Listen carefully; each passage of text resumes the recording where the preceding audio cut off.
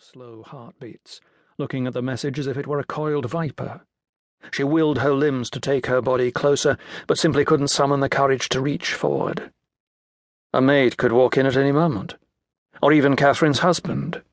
The fear of discovery finally overcame the fear of what she would read, and Catherine sat up, snatching the paper and breaking the seal with shaking hands. "You must go today to the Pollerplatz market and visit the girl's stall. Do not do anything out of the usual. I will be watching you. You must buy a single night bloom from the girl to indicate you understand what you must do and that you know what will happen if you do not do it. If you need reminding—" Catherine read on in horror. Shaken and terrified, she dressed and summoned her guards. Instead, to her shock and surprise, her husband entered the room. Catherine's arm whisked behind her back, hiding the message behind her body. "Where are you going?" Tesla demanded, his face curled into a scowl. "You are not going to the market." Catherine took a slow, deep breath before answering. Her heart raced and beads of sweat formed at her brow. "I won't be long." She stepped toward Tesla, hoping to distract him from the hand behind her back. "No, Catherine." He lifted his chin. "Enough! Your visits are becoming an embarrassment to me."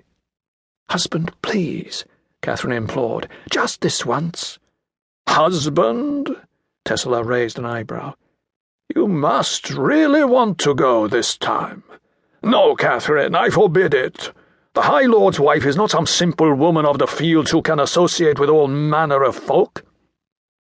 "This is about the girl, isn't it?" "Of course it's about the girl," Tesla snapped. Catherine realized with a sense of dread that Tesla wasn't going to relent. To have him forbid her, today, of all days.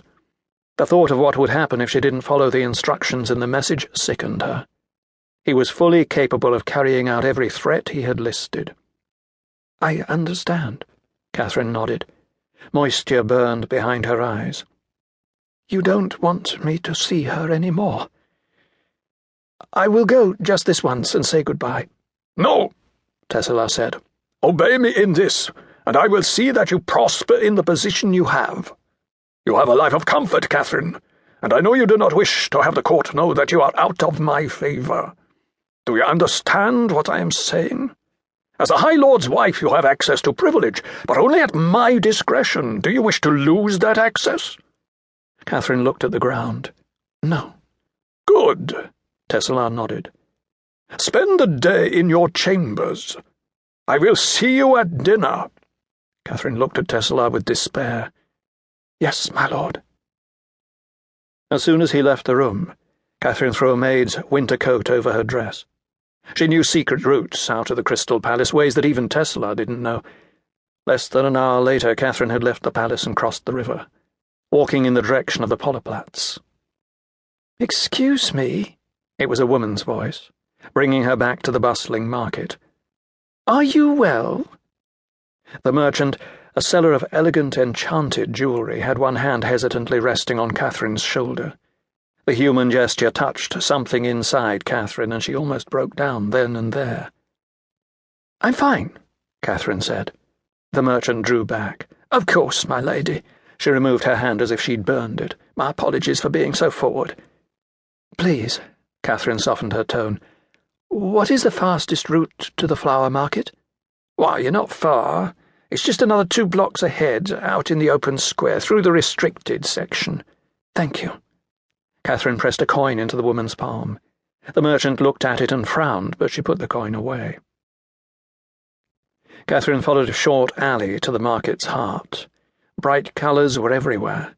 Richly patterned cloth vied with multi-hued spices from Halloran, and a stocky man lifted the lid of a huge blue pot, creating a cloud of rising steam. He ladled a yellow liquid into a bowl and handed it to a customer, taking 2 copper cendines in return. An old man belched, clinking his mug with a fellow. A woman cried out the latest prices for summer fruits. Boot heels rang out on the cobbled stones as a group of soldiers in Alturan green marched in formation. Catherine pretended to examine a silver kettle, setting it down when they passed. Ahead she could see the tiered tables lined with velvet that were the market's main attraction. The enchanted items were out.